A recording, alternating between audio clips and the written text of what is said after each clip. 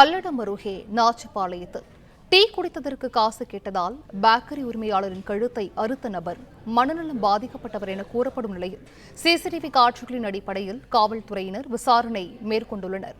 கூடுதல் விவரங்களை செய்தியாளர் சதீஷ் வழங்க கேட்கலாம். சதீஷ், வணக்கம். இது குறித்தான முழு விவரங்கள். வணக்கம். திருப்பூர் மாவட்டம் பல்லடத்தை அடுத்துள்ள நாச்சிபாளையத்தில் கோபாலகிருஷ்ணன் என்பவர் கடந்த 5 ஆண்டுகளாக பேக்கரி கடை நடத்தி வருகிறார். இந்நிலையில் நேற்று மாலை மர்ம நபர் ஒருவர் அங்கு வந்து டீ அருந்திவிட்டு கோபாலகிருஷ்ணன் அருகில் வந்து அங்கு வைக்கப்பட்டுள்ள கத்தியை எடுத்து கோபாலகிருஷ்ணன் கழுத்தை அறுத்துவிட்டு தப்பி ஓடிவிட்டார்.